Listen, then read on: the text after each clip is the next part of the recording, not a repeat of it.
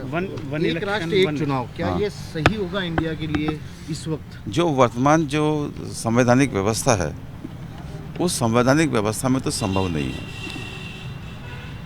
पहले आमतौर पर ये होता था कि लोकसभा विधानसभा के चुनाव शुरू में साथ ही होते थे, लेकिन परिस्थिति जो संविधान में व्यवस्था है कि हर राज्य की एक अलग इकाई है, इंडिपेंडेंट है। राज्य की विधानसभा के चुनाव, कभी मान लीजिए आज आप चुनाव एक साथ करा दो, कल विधानसभा भंग करनी पड़ जाए, कल लोकसभा भंग करनी पड़ जाए, तो ये हमारे जो जिस तरीके की हमारी संसदीय व्यवस्था है उसमें आज तो कम से कम भी व्यवहारिक नहीं दिखता। संविधान बदलने की बात तो उनके मन में तो एक अलग बात है, आज की व्यवस्था में संभव नहीं दिखता।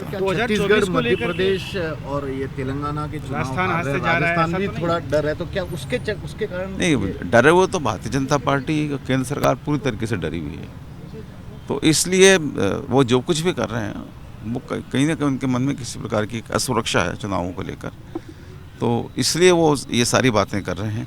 करेंगे नहीं करेंगे ये भी नहीं कह सकते। कमेटी बना दी, एक शगुफा छोड़ दिया, जुमलेबाजी की आदत है उनकी, वो खुद स्वीकार करते हैं वो जुमलेबाज हैं, तो इसलिए इस बारे में अभी थोड़ा जल्दी है कोई टिप्पणी करना, लेकिन जो वर्तमान संविधान है उसके अंदर ये लगातार ऐसा उपाय संभव नहीं लगता। तो 2024 पर फोकस है क्या है? ये तो वही बता सकते हैं, मैं कैसे बता सकता हूँ? उनके मन में क्या है तो वही बताएंगे, लेकिन मैंने तो बताया कि भाई आज एक बार आप पूरे देश में करा दो, ठीक है, उसके बाद कहीं की विधानसभा भंग करनी पड़ गई, फिर क्या करोगे?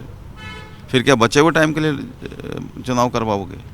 2 साल 2.5 साल में विधानसभा भंग करने की जरूरत पड़ गई, वहाँ बहुमत नहीं रहा सरकार का, विधानसभा भंग हुई, क्या करोगे?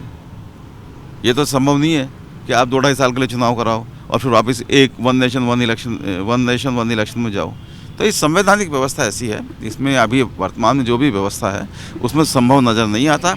उनके मन में क्या है ये कमेटी में जब विचार विमर्श वो करेंगे उसके बाद ही पता लगेगा। बीजेपी की परिवर्तन यात्रा आपकी सर के माहौल बनाने के लिए किस तरह से देखें? गाड़ियाँ पुत गई, रंग गई, वो पोत सकते हैं, गाड़ी पोत सकते हैं, दीवार पोत सकते हैं, अपने चेहरे पे भी कुछ कर सकते हैं, लेकिन जनता ये उनके चेहरे को पहचान चुकी है। वो कितना ही अपना चेहरे को छिपाने की बदलने की कोशिश करें, जनता उनके चेहरे को पहचान चुकी है। विकास के विरोधी हैं, राहत के विरोधी हैं, हाँ देखा देखी कुछ करने की कोशिश करते हैं, वो भी सफलतापूर्वक नहीं कर पाते। परिवर्तन यात्रा से कोई परिवर्तन हो पाएगा क्या? न तो जन आक्रोश से में कोई आक्रोश था, न जनता, और परिवर्तन भारतीय जनता पार्टी जिस स्थिति में उससे भी कमजोर स्थिति में होगी, ये परिवर्तन आएगा। ईडी फिर से आगे से राजस्थान में सबसे बड़ा छापा, ये देखते हैं क्या परिणाम होता है। हमने तो कभी ये नहीं कहा भाई ईडी नहीं आवे, हम तो एक चीज़ चाहते हैं जो निष्पक्ष तरीके से हो, जहाँ ज़रूरत हो ईडी आवे, इनकम टैक्स आवे, सीबीआई आवे, कोई दिक्कत नहीं है, लेकिन जहाँ आवश्यकता नहीं हो वहाँ आके माहौल बनाना। और उन्हीं राज्यों में छत्तीसगढ़ में गए, राजस्थान में आ गए, कोई बात नहीं, देखते हैं अगर कोई दोषी होगा तो वो डरेगा, नहीं दोषी होगा तो क्यों डरेगा। एक अशोक जी ने जिस तरह से बयान दिया कोर्ट के खिलाफ दे दिया, फिर भी आज गजेंद्र सिंह शेखावत वगैरह टिप्पणी कर रहे हैं कि ये क्या हो रहा है इस तरह से। मैंने कहा ना वो करते ही रहते हैं, उनके पास बोलने के अलावा टिप्पणी करने के अलावा ज़्यादा कुछ है नहीं, जनता उनको नकार चुकी है।